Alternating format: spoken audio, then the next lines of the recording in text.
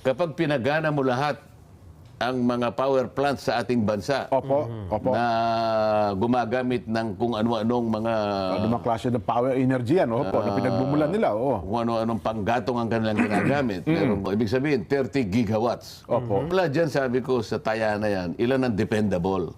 O sabi nila, 27,000 Okay.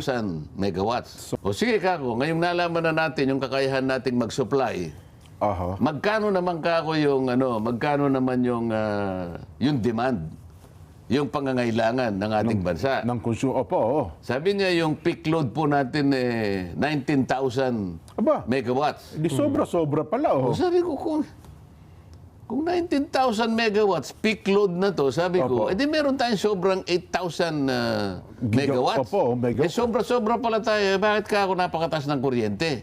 Oo nga naman, ano. Kasi po kanya yung sa 27,000 megawatts, Oho. ang dami pong problema dun eh. Magkano ba yung base load? Sabi ko gano'n, no? Akala nila siguro hindi natin. Oho. Yung base load po ay 12,000 naman pala eh.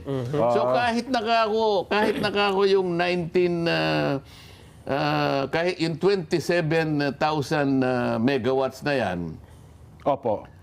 gawin na lamang nating 15. Oo, oo. Ibig sabihin yung 8,000, yung 8,000 hindi talaga dependable kahit Yan. sinasabi mo dependable yan. Opo. May 15 tayong talagang dependable, 12,000 lang ang Base load natin. Base load natin. Talagang sobra-sobra. Tama o hindi? Oho. Tama po, pero kasi po, pero ka Meron na pa naman rin pasabali lagi, oh. Oo. Hindi tayo matatapos kung palagi kayong merong sinasabi. Oho.